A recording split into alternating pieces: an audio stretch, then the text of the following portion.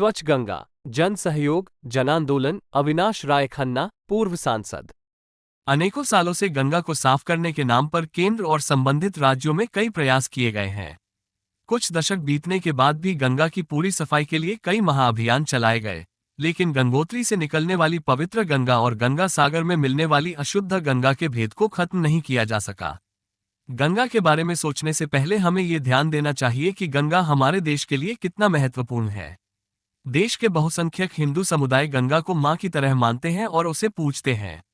गंगा जल का प्रयोग सभी धार्मिक अनुष्ठानों में और जीवन की अंतिम यात्रा तक किया जाता है। गंगा में स्नान को एक महान धार्मिक कार्य माना जाता है। इन सभी विश्वासों और मान्यताओं को सामुदायिक कहा नहीं जा सकता। गंगा जल अपने आप में एक महान औषधि सिद्ध हो चुका है। गौमुख से हिमालय पर्वत की असंख्य श्रृंखलाओं से निकलने वाली मां गंगा का जल अनेकों तत्वों के संचरण से औषधि बनता है। गंगा जल में स्नान से अनेकों शारीरिक रोग दूर होते हैं और मानसिक शांति मिलती है। इससे भी बड़ा महत्वपूर्ण तथ्य है कि 5 राज्यों उत्तराखंड, उत्तर प्रदेश, बिहार, झारखंड और पश्चिम बंगाल से होती हुई मां गंगा लगभग 50 करोड़ लोगों के लिए अन्न आदि उत्पन्न करने वाली भूमि की सिंचाई भी करती है। इसलिए गंगा का महत्व स्वयं सिद्ध होता है। लेकिन गोमुख से निकलने वाली मां गंगा की पवित्र धारा में औद्योगिक केमिकल और कचरे के साथ साथ अन्य अनेक प्रकार की अशुद्धियां प्रवेश करती हैं। इससे हम अपने देश की एक महान औषधि में जहर की मिलावट को बंद करने में सक्षम क्यों नहीं हो सकते हैं? मां गंगा की स्वच्छता के लिए विगत कई दशकों में अपार धनराशियां खर्च की जा चुकी हैं। कुछ समय पूर्व मैं अपनी धर्मपत्नी के साथ ऋषिकेश गंगा दर्शन के लिए गया था। लगभग 3 दिन हमने परमार्थ निकेतन प्रवास करते हुए विश्व शांति के दूत पूज्य स्वामी चिदानंद सरस्वती जी से कई बार गंगा स्वच्छता पर विचार विमर्श किया।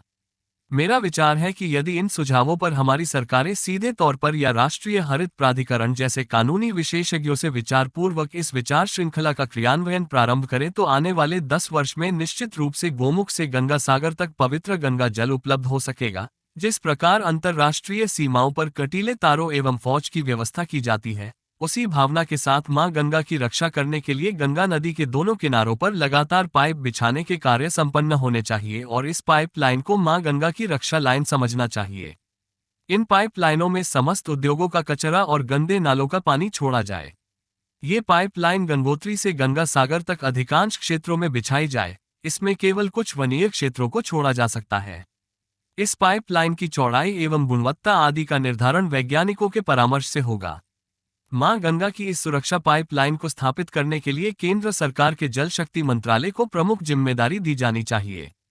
इस सुरक्षा एवं स्वच्छता पाइपलाइन के प्रति 1 या 2 किलोमीटर की दूरी पर ट्रीटमेंट प्लांट लगाए जाएं, जहां गंदे पानी का मल एवं कचरा निकाला जाएगा तथा साफ जल को भी गंगा नदी में प्रवाहित न करके खेतों में सिंचाई के लिए प्रयोग किया जाए। गंगा नदी में छोटी बड़ी नदियों एवं नालों के मिलने वाले स्थानों पर भी आवश्यकतानुसार छोटे या बड़े ट्रीटमेंट प्लांट लगाए जाएं। ट्रीटमेंट के बाद इनके पानी का सदुपयोग भी केवल खेती के लिए निर्धारित हो। इस कार्य के लिए केंद्र सरकार मूल कोष निर्धारित करे, जो अब तक गंगा स्वच्छता के लिए खर्च किया जा रहा है। इसके अतिरिक्त छोटे बड़े सभी उद्योगों से उनके द्वारा उत्सर्जित कचरा आदि निकासी के अनुरूप प्रतिवर्ष टैक्स की तरह धन इकट्ठा किया जाए। सभी उद्योगों के लिए CSR अर्थात कंपनियों की सामाजिक जिम्मेदारी वाले लोगों का सदुपयोग गंगा में प्रवेश करने वाले सभी स्रोतों पर ट्रीटमेंट प्लांट लगाने के लिए बाध्य होना चाहिए। इन ट्रीटमेंट प्लांटों से निकलने वाला जल भी गंगा में न छोड़कर उसका उपयोग खेतों की सिंचाई के लिए किया जाए।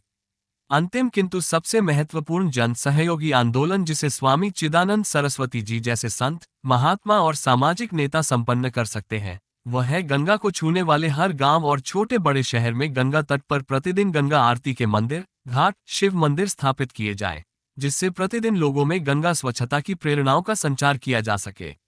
यदि इन सुझावों का क्रियान्वयन पूर्ण करने में 1 दशक भी लग जाए तो भी यह महाअभियान देशवासियों के लिए गौरवशाली होगा।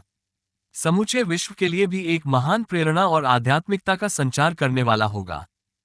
आप देख रहे हैं न्यूज हंट टीवी और सब्सक्राइब करें न्यूज हंट 07 को।